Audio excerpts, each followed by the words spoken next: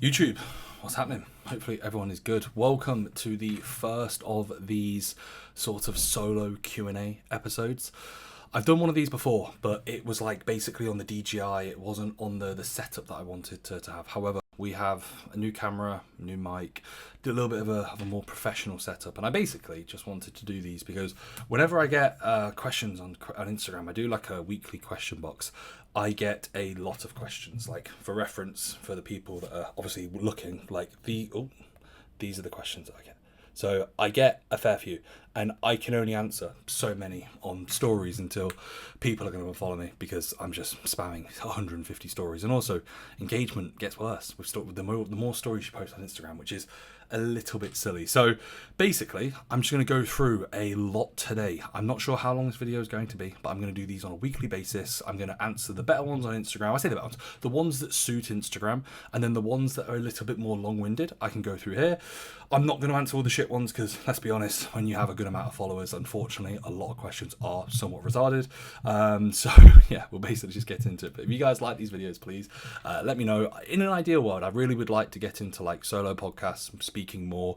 I feel like I don't share enough of like my know-how and, in a sense, my knowledge at this point. Like my YouTube videos I really enjoy, but obviously it's a case of like that takes away from my training, but like that's an element of like having to, let's say, add something else on top, where this is just me sat down just speaking as I would, instead of it being to a client on a Loom video or on a consult call. It's just to you guys for free, which is great. I really enjoy listening to content like this myself. So if you guys do enjoy, like, let me know. If you don't, then don't watch, I guess. I mean, you're not going to let me know because you probably not watch. So first question, Roman Reigns physique or prime 2005, 2012 John Cena. Roman Reigns is a much better looking guy. So as a result, if I was to say from a homosexuality standpoint, I'd probably say Roman Reigns. But John Cena's physique's better.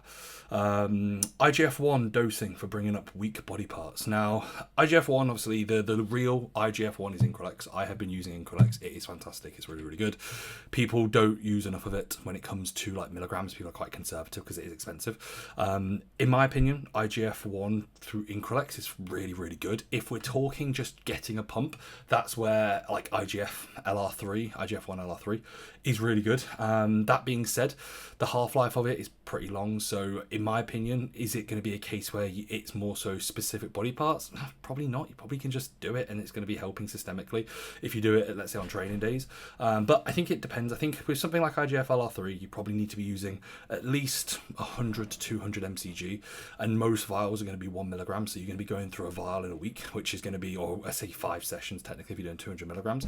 I would be splitting bilaterally into the muscle you're training, and I do the exact same protocol for INCRELEX, but I would just do pre and post because the half-life of INCRELEX is really, really, really like short. So as a result, you need to do, let's say, quite frequent. And obviously IGF is at its absolute peak, or it's, I say, peak relative through the day post-workout. So if we can maximize that, let's say pre-workout into the post-workout, and obviously split it up bilaterally, then cool. But obviously that's 4 injections. For some people that might not be worth it, but if you've got, let's say, 7, 8, 900, 1,000 plus pounds to be spending on a vial of INCRELEX, which is how much it costs, then cool, you probably have enough time to be pinning yourself 4 times let's say around the workout. Okay, so yeah, recovery tools that you think people heavily overlook when it comes to progress for training. So I think this is something that, like, if you're starting out, you will recover perfectly okay. Like, the person asking this question is actually one of my clients. He's a teen competitor, and in the future, recovery for him is going to be super important. And likewise, in a prep towards the back end, even for a teen, it is going to be important.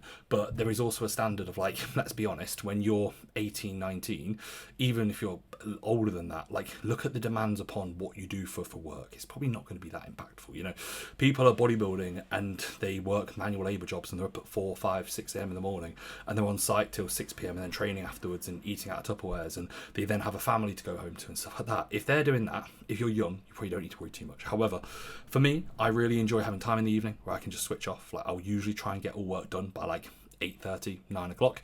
The times that Sanaya's not here, so when she's like goes away on holiday, that's when I struggle because I'm like, oh, I don't have her to basically tell me, Reece, get the fuck off the laptop, which in essence is something that, again, just giving back to yourself in that sort of regard. Weekly tissue work is something, again, super underrated. People only do tissue or get tissue work when they're actually injured, which is stupid. I can't tell you how much better my progress has been when I've had weekly, sometimes, but let's say 2 times per week, tissue work. I have had that for the last 3 to 4 years. I'm in a fortunate position now with the gym, and I don't pay, but even when I wasn't, let's say, in the same sort of position, I was paying like for every 10-day massage appointment slots, even if I wasn't injured, just to stay on top of recovery. I think, well, like the compression boots that I use, the Pulseo compression boots, I've got the Pros. It is a bit gimmicky, or it feels gimmicky, but trust me, in a prep, that will help when you're doing lots of steps, doing lots of cardio. That will 100% help.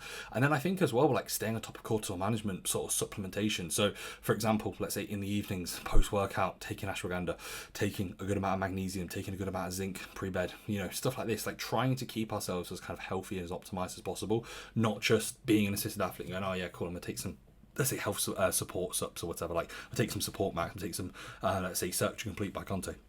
Freestyle. But yeah, just like the smaller variables when it comes to kind of where things are.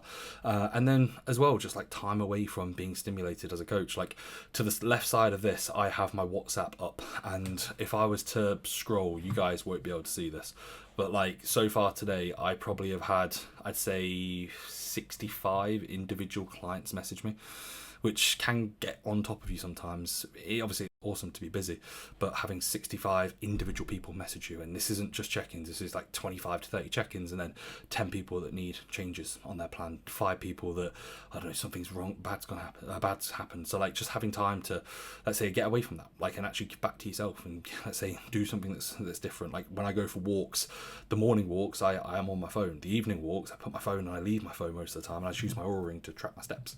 Something to consider, okay? Where's the pod at?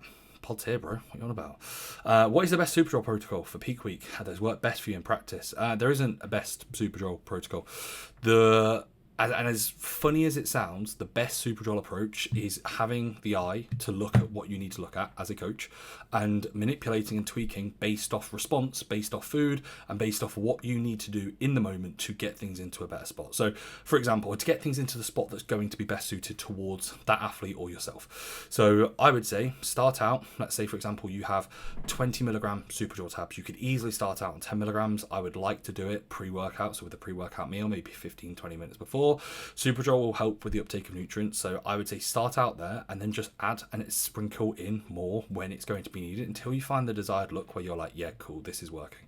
A lot of the times with SUPERDROL, I'd actually say it's more so a psychological benefit of just getting a really good pump. You look really fucking cool in the gym. That's going to probably help with a stress drop off, and then the athlete feeling really calm and reassured because they're like, oh, sick, I look great, I feel really full, even if they're not super full. I think SUPERDROL is almost a bit of a, not a fail-safe, but it's a bit of like a bit of a blanket cover in regards to, like, even if you're not fully loaded, you can't really tell. So what I would suggest, like I said, start out 10 milligrams pre-workout and then escalate from there. I've had guys that go on stage on 10 milligrams. I've had guys that go on stage with 40 to 60 milligrams. I've seen people go on stage with 100. I've probably done 100. I just haven't counted on a show day or the day before, and I thought, fuck it, let me just have a few more. I've got a few more. True story. That is genuinely the case. So yeah, I've been probably a little bit silly there, but I think like around the workout window, like on the days that I was loading, I was doing 2 meals before and then a post-workout meal, and I was doing like 20 with each of those meals, and that was a bit of a baseline, but I escalated up from that. And it also depended on response, depends on your stomach. Some people have SUPERDROL and their stomachs are pretty shit. Your stomach's bloated, impacts digestion negatively. Cool, man, you're probably not going to be looking your best on show day. As cool as your arms and delts will look, your stomach's fucking extended. Yeah, it's not going to be good, man. So yeah, pre-bed skin thoughts and when would be brought in. Yep, not too sure what you mean skin thoughts, bro. I have a skincare routine that was crafted from a cosmetic girl that I go to make my skin look a little bit better. If not, bro, just abuse the GHKCU and look max, okay? Yeah, I actually wouldn't know. Sanaya got the list and she just ordered it for me. After getting someone peeled, would you reverse him slowly or put him in a slight surplus? If we're talking legit peeled, there's absolutely no benefit to reversing out slowly. You are physiologically fucked. You need to add body fat. I'm sorry, that's just how it is. If you are peeled, which people say you're peeled, but you're not, like you're still pretty, like, let's say, out of shape for stage condition, yeah, you could easily reverse. But what I would almost look upon, especially when it comes to when the diet is done, is what's the main aim now? The aim is to get to growing. So as a result of that, how are you going to get to growing? You're going to get your training into a better spot, and unfortunately that's going to result in body fat and weight gain needed. So get that to, let's say, get that in your head. The look doesn't matter when a diet's done, the training does. So that's what I'd be almost thinking of when it comes to kind of how things are going to be. Obviously, you don't want to push the sort of rate of gain, the ROG, too quick, but you also then want to try and find a bit of a balancing act between kind of how things are and how things are going to be situated, okay? How important do you think feeling the muscle actually is? I already answered this one, and I said if you are less than 185 pounds, it's not important, and that's stage weight. The reason why I say that, and that's a little bit of a tongue-in-cheek statement, because there'll be some really good natties who are like 5'6", who are 170 pounds. Like, sorry, AJ, insulted AJ Morris there. AJ Morris has a fantastic physique, like a ridiculous physique, especially for a natty, but just a ridiculous physique in general. He knows how to train. If you're starting out and you're within the first few years of training, how can you feel a single arm lat pull down if you don't have any lats? I'm sorry, you need to get strong. You need to focus on getting, let's say, efficient at moving through certain movement patterns, but moving efficiently with the maximal load available. Now, I think a lot of people chase this sort of inner connection, and trust me, I'd say I have very much a better posterior, like my hamstrings and glutes are probably above pro level at this point, and I'm very strong at hinging. I have never finished a 3, 4, 5, 6 rep hinge and thought, oh my god, my hamstrings are fully rote off. I've rinsed my glutes, my erectors are fried. I think systemically I'm ruined, and somewhere my posterior chain is pretty fucked, and I know I wouldn't be able to do this again. I'm not chasing sensation on those big heavy compounds. On isolation based movements, I am chasing sensation to a very good degree, but it's not the most important thing. What's going to be moving the muscle? Still, also moving the weight, the muscle still. So we have to kind of understand that. And I think, again, like, if we're doing, I'm not too sure what happened there, but basically what I was saying, if we're trying to perfectly feel everything, and I'm really trying to like search for like the perfect connection, is that then taking away from my ability to be intense? Yes, 100%. So as a result, get strong, focus on moving more weight, feel it ideally within the area, especially on isolations, but on compound movements, just get strong. And let's say worry more about kind of the feel as you get stronger, which eventually you'll be lifting so much weight, the muscle will be responding. That's for definite. Do you think you suit your genetics better suit open or men's physique? 100% open. I did answer this one. Men's physique, I can bullshit from the front. From the back, my back does not taper like an elite level men's physique guy. I'm lucky with how everything pops and stuff like that, that I do look pretty cool in a sense. Like, if for people that obviously don't look at my Instagram post recently, like, I look like a big men's physique guy, but also my waist isn't that small. I'm just like very lucky with my lat insertions and how everything sort of comes in. Like, my waist isn't, from the side it's small, from the front it's really not. I'm wide across the top line. So like in a men's physique, let's say show, would I get beat by people that were objectively better let's say worse bodybuilders than me? Probably, just based off insertions. In open, if I'm fully maxed out my frame, like, I don't see many guys touching me, so it's just a case of adding more muscle. So definitely open, that's for sure, like especially long-term potential wise.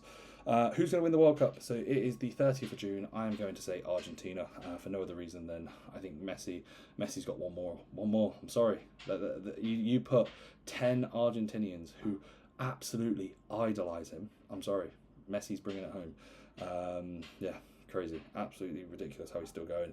And then dark horse, probably say Morocco, just because they won last night. They're a good team. Bouadi looks really good. Obviously Hakimi plays like wherever the fuck he wants. They've got a solid team. Obviously they always do well in tournaments. I think they got to the semis in the last World Cup or whatever, and they were like the surprise there. I don't really see another team that I think, oh yeah, maybe something like USA, because they've got a pretty easy run and they've looked alright. So yeah, but I'm going to say Morocco. So yeah. Top 5 current bodybuilders you'd love to stand next to, and top 5 of all time. Top 5 current, I'd love to stand next to, so I'm not saying top 5 current bodybuilders. Top 5 bodybuilders I'd like to stand next to, I would say Nick Walker, because we speak occasionally about peptides and stuff. Like genuinely, it's quite cool. Like Nick Walker messaged me about fucking Toy Story. He was like, "Yo, how was it, bro?" And like I'd probably say me and Nick speak twice a week, 3 times a week, of just like nothing other than just like literally a little bit. Like he'll reply to a story, or like I'll reply to a story, and then we'll go back and forth for a little bit. Like he seems like a cool dude. I've always liked Nick. I like his physique. I actually met him in person. Like I don't think he knows that really, but awesome dude. Like I just like how Nick is. He's just a cool guy. So yeah, I'd like to stand next to Nick. He would make me look horrendous. Andrew Jacked, because I feel like a front lat spread, he'd probably the only guy I imagine would actually make me structurally look quite small. Saying that as a amateur fucking bodybuilder is hilarious. I'm so sorry for people that have to witness that, but I do think I think I make most people in a front lat probably look quite narrow. I think Andrew would do me, as he would do anybody. Andrew would do anybody. He's an absolute fucking alien of a human being. So yeah, Andrew Jacked. Who else? Any amateurs that I think, that'd be really cool to stand next to? Jacob Tipper, I think that'd be fucking sick. Jacob's one of my coaching boys. I coach him and he also works like with me. But yeah, Jacob, he's competing this year. We won't do the same show ever really, because until he's in open, which I imagine will probably be in a few years, which would be cool. I think to be fair, a lot of my mind just goes to clients, like just having some fun in the overall or whatever of a show. But yeah, I don't know. I'm trying to think off the top of my head who else I'd really like to see. Like I'd like to see how I stack up to someone like Niall Darwin, you know, like, because I'm like going to be 265, 270 on stage this year, but Niall is obviously like classic 230, and I'm pretty sure he's taller than me. I think he is. So like I'd like to see that, because like I look at Niall and I'm like, Jesus Christ, like just to show like how, like, obviously I've got like good genetics, very good genetics, I think most people would say, but I've not got elite, like we're talking 0.1% genetics, which within classic is so imperative. And open, obviously it's important, but it's more so how much muscle mass can you put on, how much can you tolerate PD wise, and how long can you do it for.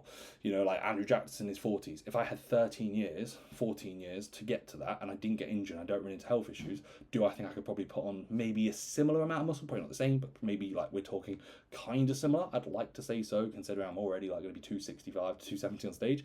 But like, for example, with like someone like Niall, I'm like, no matter what, like that guy is a freak. Like, how do you look like that at 230? You're peeled at 250. Yeah, and I've seen him pose in person. He's got a great physique.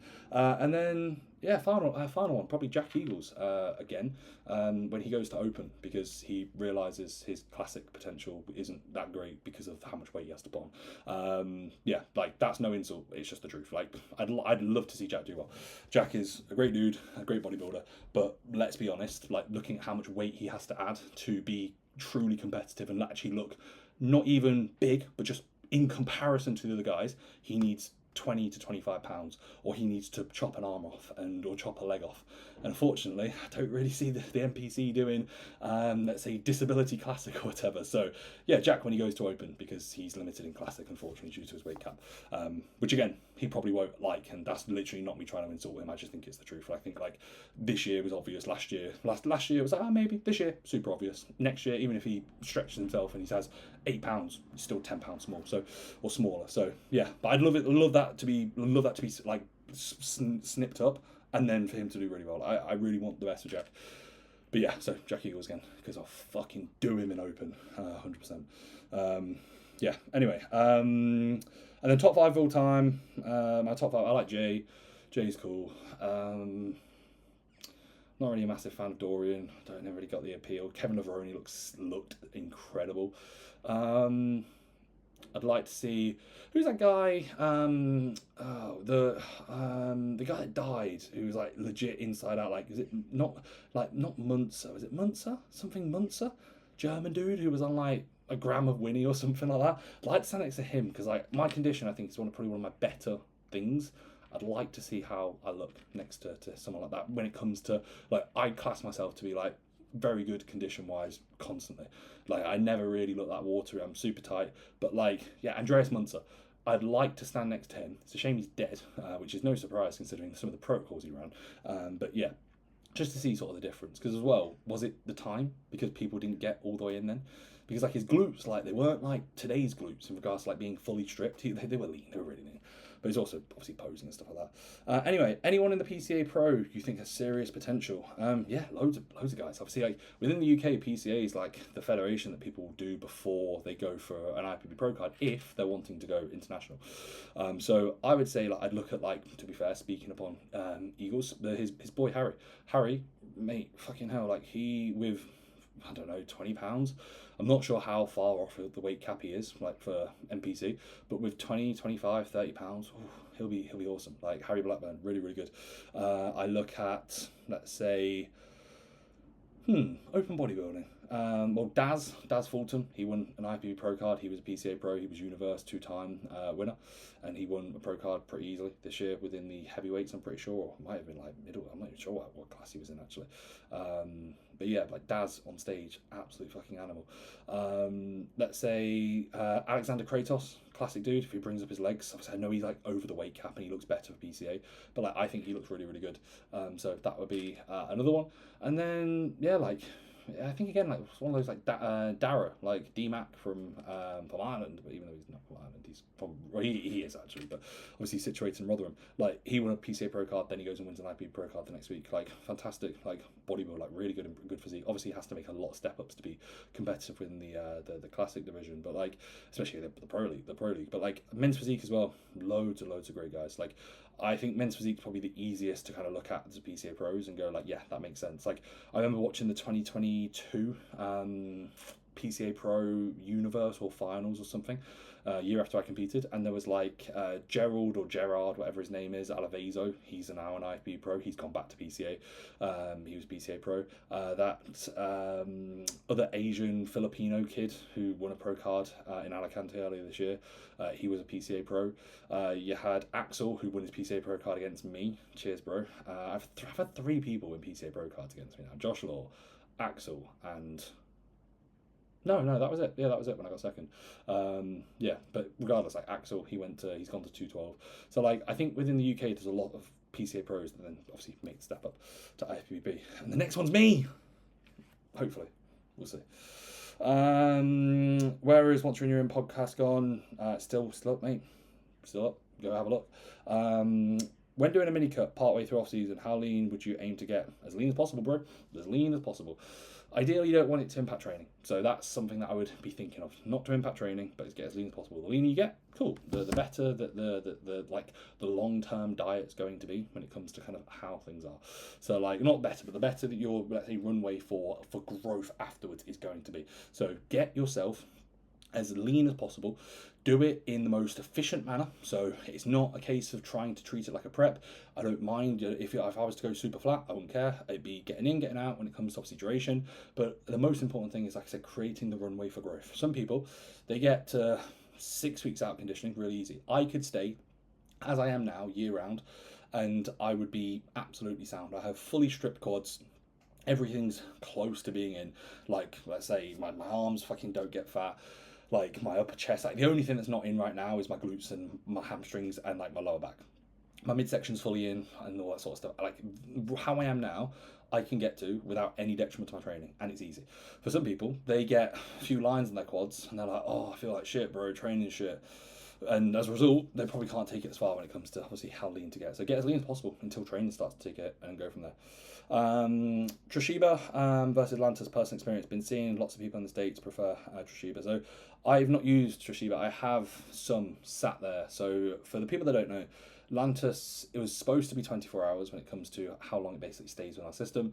Something that I noticed myself when I was doing blood glucose, and I've had it in for clients for the last like year or so, is the fact that like when doses get higher of Lantus, or likewise the need for the higher doses occur, you need to split it up. So I was doing Lantus like 2 shots. I was doing a good amount, like almost a bowler's shot basically in the morning, and I was just topping it up later points of the day with 2 meals left. And that was working quite well. It's in synergy with MOTSI, SLU, low dose retatrutide to keep me super sensitive and as responsive as I possibly can be, keeping those blood glucose levels in check, especially when pushing high GH.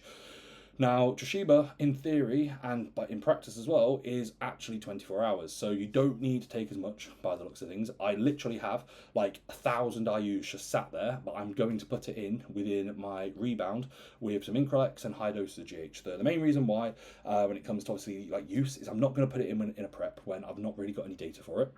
and let's say, for example, my body is going to be super sensitive. The only time I use Lantus now is I use 5 IUs on training days, just because I like having some in my system and it keeps me a little bit fuller. And then on training day, high days, I bump it up a touch, but nothing major. So I'm just leaving it for now. If I wasn't prepping, would I be using it right now? Probably. I'd give it a go. But I think there's pros and cons to both. I would like to say that I think it makes a bit more sense to use Shiba, but people don't have that much understanding of it. And I think in 3 to 4 years, I'd be surprised, even 2 years, I'd be surprised if this isn't like the go-to. Like 5, 6 years ago, it was like you did metformin as a non-negotiable. Now, not many people use metformin because there's better things. I think Lantus could be a little bit like that, where everyone's using it now. Give it a few years. Can there still be purpose? Yeah, I think so. But I'd like to say that there'll be probably other things that are going to be maybe a little bit better, in my opinion. Combating water retention on GH. This guy competed maybe 6, 7, 8 weeks ago. As a result, mate, you're probably just watery because your body's super sensitive. Obviously, slowly escalate up the dose, keep sodium in check, keep potassium in check, don't eat off plan, look upon how you're dosing it, do it all pre-bed, bolus shot, higher IGF peak. As well, when it comes to, obviously, just like general fluid, just make sure to drink a bit more. And then, worst case, just pull it down, bro. Like, GH is something that, like, I think you have to sort of earn the right to get to nowadays, because everyone's got a guy who knows a guy who has a Chinese source. We're getting a lot more. My first couple of years of exposure to GH was like 3, 4, 5 IUs, and then it wasn't until last year where I actually bumped it up to 10 plus. So like this, like off season, I went to 18 for 4 weeks, and I was absolutely fine. I had no negatives. Yeah, obviously I had water retention, but it wasn't impacting me. And I think as well, like if you're doing your blood pressure and you're not, let's say, not having carpal tunnel and stuff like that, and like you can go for a walk more than 2,000 steps without your ankles swelling up and like being immobile, is it really a bad thing? Like I couldn't give a fuck if I look at my face and go, oh, I look a little bit like chubby or puffy. You know, like I got to the point where I was chewing my final meal and my cheeks, I chew the inside of my cheeks because of like, let's say, how swollen my cheeks were. Now, if that was combined with, let's say, for example, super high blood pressure, you know, impacting sleep. Obviously, I sleep with CPAP, which you'll be able to tell with the lines. But like, if let's say I wasn't using CPAP and my sleep apnea was worse, fair enough. Like, probably best not to do that. But like, I really don't mind. And I think like a lot of the times people just look for issues to go, oh my God, I've got this, I've got that, what should I do? And it's like, sometimes just chill, bro. Like, it's fine. You're not going to die because of like water retention. You're going to die if blood pressure's not regulated and you're not taking an ARB, and you let's say you're eating off plan every 4 days because you're post prep and you're like, oh, I'm rebounding, bro. It's the GH. It's like, no, mate, it's because you're being a fucking idiot with food. So yeah, that would be something I'd think about. How long should a growth phase last? Mini cuts need in between. If you get fat, if you get unresponsive, ideally you need to be in a growth phase for as long as possible. So I'm not going to set a time. I would say minimum time is dependent on you and your progress, but longer the better. Okay. How would you take SLU 10 milligrams? You train first thing in the morning. I would take it first thing in the morning. Like, yeah, sorry, take it pre-workout or take it when you wake up. You could take it post-workout. I mean, it really not going to make a huge difference. Take your SLU. Take it whenever suits. The only thing I would say is maybe if you're training super early, your gym's super hot, and you don't want to run hot, okay, maybe not. Maybe you can split it up. But I would just say take it in the morning. I don't think it'll make a huge difference. Speaking of SLU, we'll use injectable SLU for the last 6 to 8 weeks of prep. Any recommendations? 210, 511. No, just take SLU, see how it goes. Start off on the least amount. Injectable, I don't have loads of experience with. I do have an injectable vial of SLU. I didn't actually buy this. I was given it by one of my clients who it came with. So this is 6,000 mcg per mil. I use 0.1 of this pre-workout. Okay, I'm not a huge fan of SLU pre-workout, funnily enough, but I just have it in because I have 2 shots. I have the orals in the morning and then I have this a few hours later. I think it does make sense to split the dose up personally, especially when doses get higher. But like 600 mcg of SLU injectable isn't that much. Like I've seen and I've heard of people doing like 6,000 mcg, like 1 mil pre-workout or in the morning, and they're good to go. I've been mega dosing the tabs. Other than just running hot, I've seen absolutely no negatives other than being a bit hungry, but my composition has changed rapidly, which is really, really cool. How's prep going? Prep is great. Genuinely could not ask for a better prep. I had a plan to do certain shows, and I'm going to be doing not the earlier shows. funnily enough, it basically was either a case of there's 2 regionals in August. I was aiming initially for the later one. I'm now going to be ready for the earlier one, which is cool, because like when I started, I was like, I'm a fair bit heavier. Like today was the first day that my weight was lighter than when I started prep last year. So I was very much like, how much of the weight I've added, is it actually tissue, or is it just a load of water, glycogen, inflammation, and bodily stress? Turns out I've actually added a fucking good amount of muscle, which is really cool. So yeah, I will be doing the earlier one in August, which gives me a earlier pro qual by a week. So yeah, prep's going really well. Visuals are really cool. For stuff like this, guys, like if you are more interested and you are watching on the YouTube, like please go onto my Instagram. Obviously it's reecefit, same name as this. Go onto that. You'll be able to see like obviously recent physique updates. I haven't really been posting as much as usual, mainly because I don't want to. I actually want to just crack on, and I don't want to say I'm working in the shadows, but like I just want to be posting when there's actually like noticeable updates. I don't just want to be getting into the rhythm. Like last year I got into the rhythm of like every day I post my post-workout pics and stuff like that, and it's like I ain't doing that shit this year. Like, I don't need to. Like I'm just going to post the pics and I'm like, okay, cool, I look a little bit better. So yeah, current weight's 260. I was 120.7 this morning. So I actually don't know what that is in pounds. I'm going to say like 266, 267. Let's see. 120.7 times 2.2. Oh, fucking hell, 265. I'm getting skinny. Yeah, 265. So, yeah, I don't think I'll have much more than 3 kilos to 4 kilos to pull off on this to be legit peeled, and then I'll be heavier for my shows.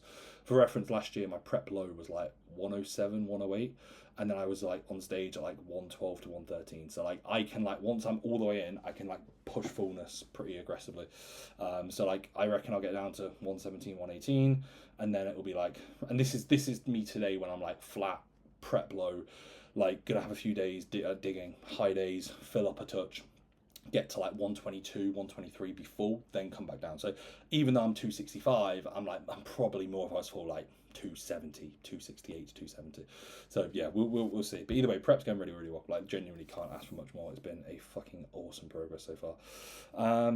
Have you noticed with yourself or clients lost the midsection definition when pushing high GH? No, because I'm not a fucking idiot with clients when it comes to where things are. A lot of people will abuse GH, they binge after shows, they have horrendous food choices, they're bloated constantly, they don't control their meal timings, they don't do steps, they don't do cardio, all that sort of stuff, and as a result the midsection is going to be extended.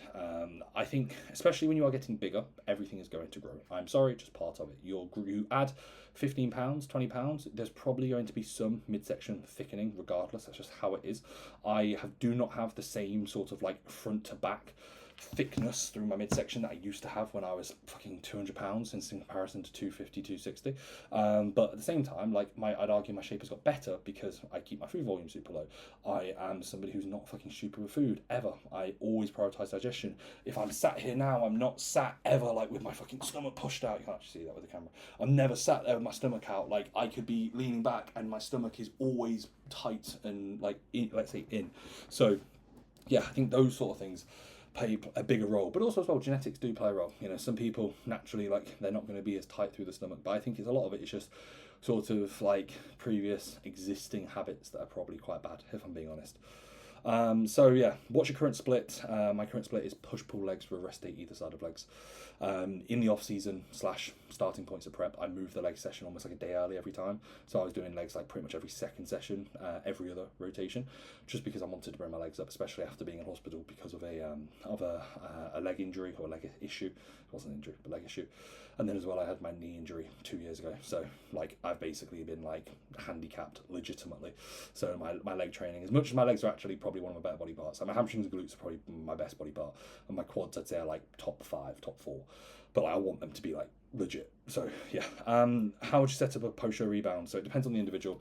Ideally, I would say if you're starting out bodybuilding, instead of jumping on your prep cycle 16 weeks out and then doing 4 weeks more of shows, just wait so you can use that like 4 or 5 weeks in that post-show rebound.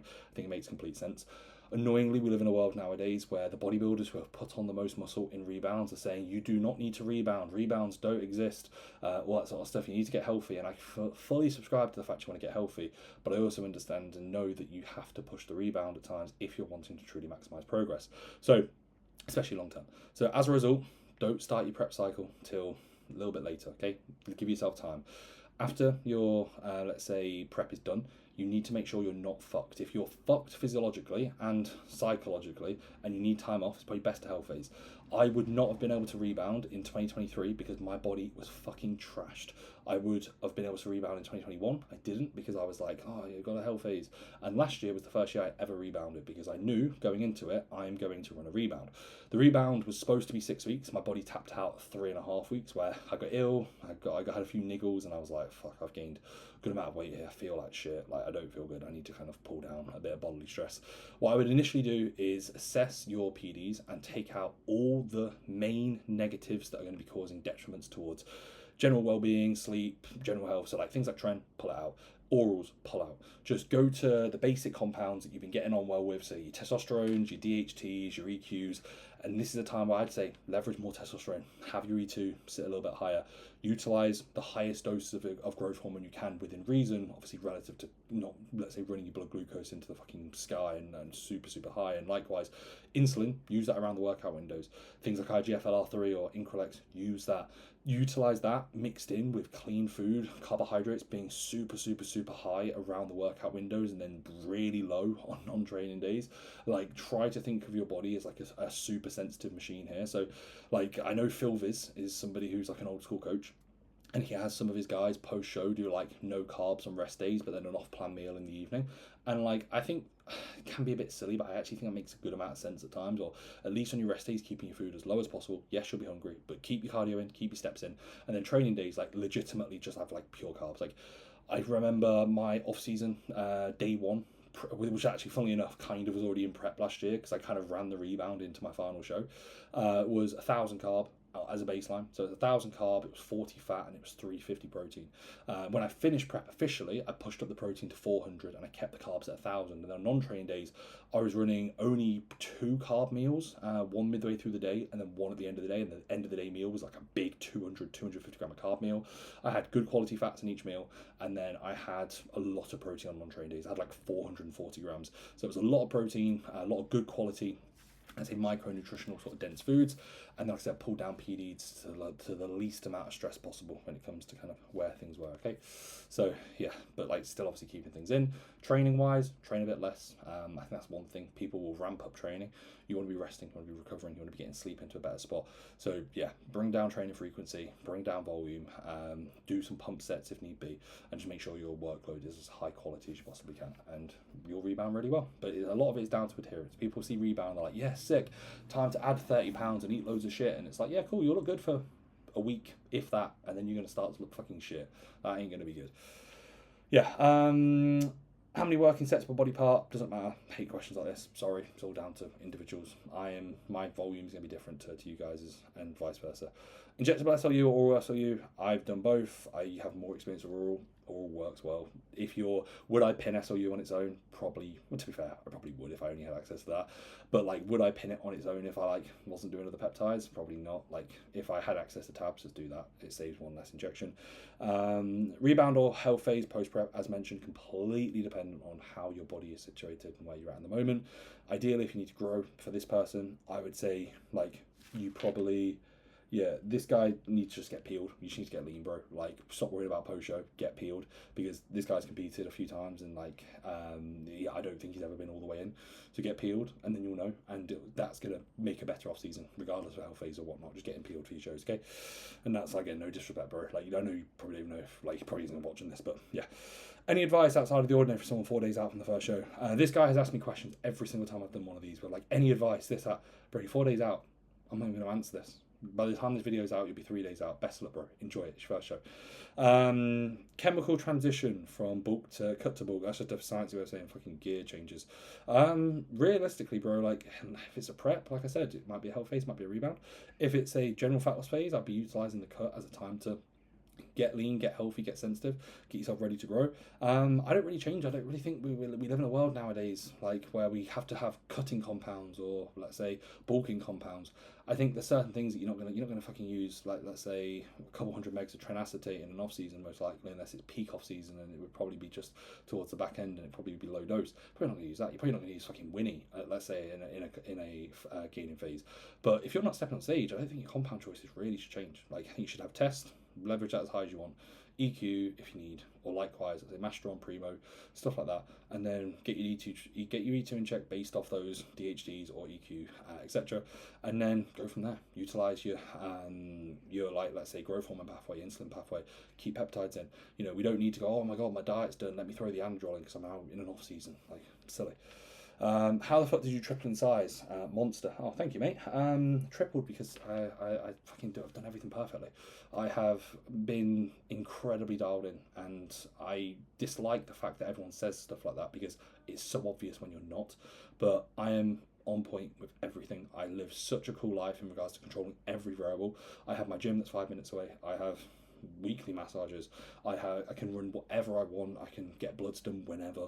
I have no financial limitations. I have all the time in the world to put into my bodybuilding, and I live a very, like, other than obviously I run multiple businesses, but like I don't feel like I'm stressed because I love what I do, and I don't put pressure on my results or anything like that. I just enjoy the process. So yeah, like I tripled in size in a sense because I've done everything I need to in order to get better, and that's not going to change. Like I will make my physique in 2 or 3 years look horrendous, let's say, in comparison to, like, let's say where my physique now, in 2 or 3 years I'll look back and go, Jesus Christ, why was I getting comments like this? Because I wouldn't have tripled, I would have quintupled let's say this sort of set point. Okay. SUPERDROL dosage, already spoke about that. Is there any high dose milligram mil L-carnitine kicking about? There is, but you probably will get incredible pip. I think the highest I've seen is 800 meg, and I couldn't imagine that. I've done 500 is okay. 500 is usually the sort of like usual go-to.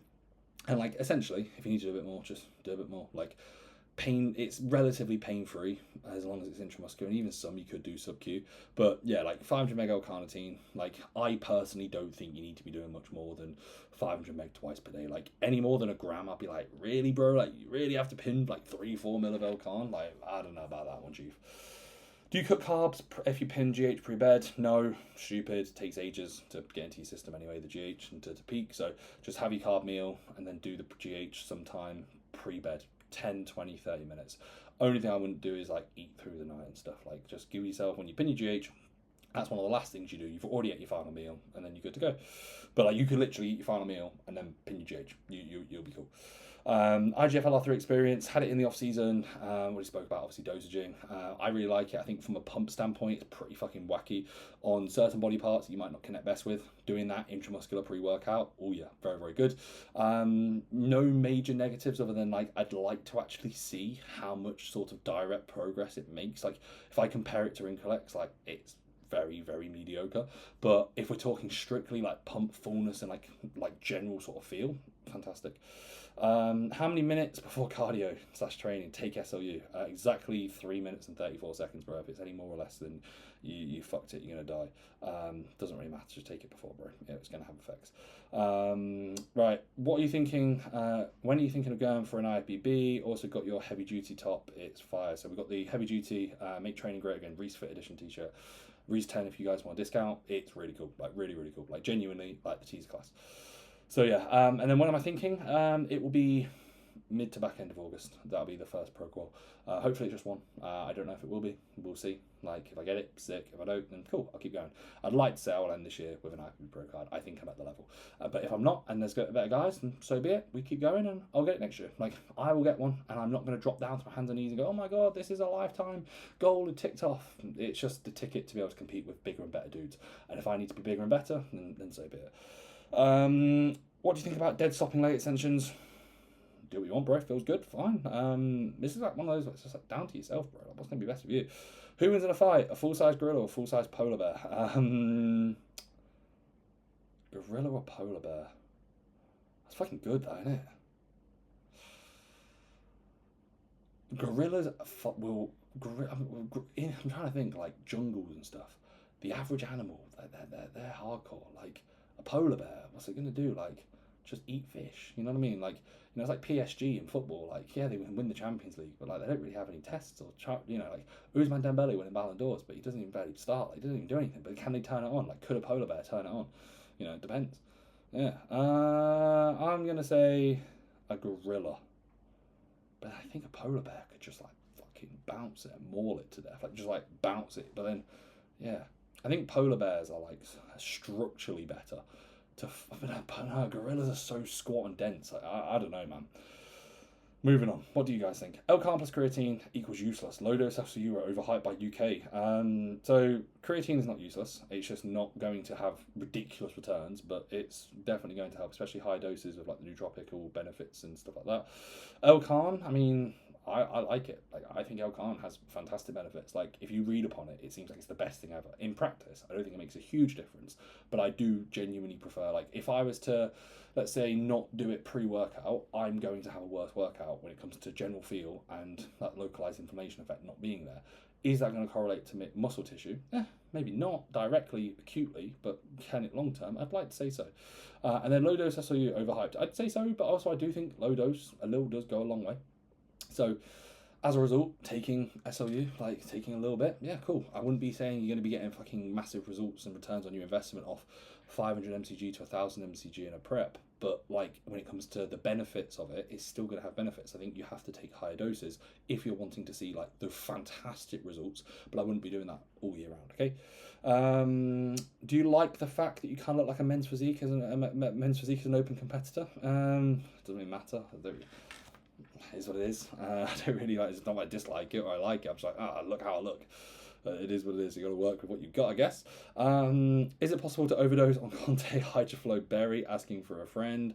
Honestly, it probably is actually, but I would say you like. Yeah, you couldn't overdose, but you could probably have a bit too much, like when it comes to like the cocoa mineral and stuff like that. But it tastes so fucking good. Like the only thing I would say is just be mindful because it does have like 2 grams of carbs per scoop.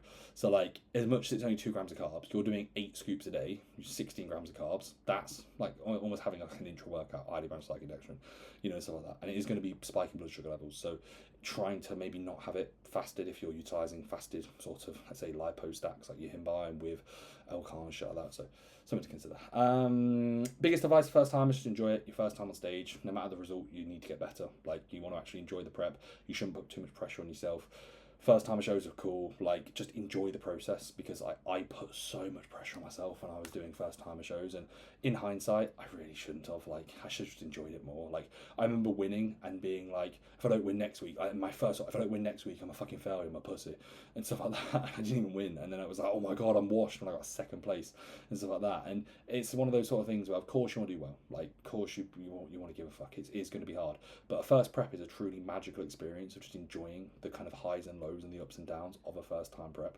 And essentially, like, nobody's going to look at my first prep and go, oh my god, Reece, you won an overall, you won a class, you got 2 second place, you got second at the British. No one cares. Like, no one gives a fuck. Like in the moment it feels so intense, but it's like just enjoy it and make sure you practice your posing. You can, like I said, have so many highs and lows. It's just part of it. Right, a few more. Would you go on the Big Dog Cast? Yeah, I'd go on any podcast. I don't think they'd probably want me on, if I'm honest. I know they do follow me, but I also know as well. Oh, Haaland. Give me a second. Are France playing in the World Cup? World Cup? No. France are playing tonight at 10. Côte d'Ivoire, Norway.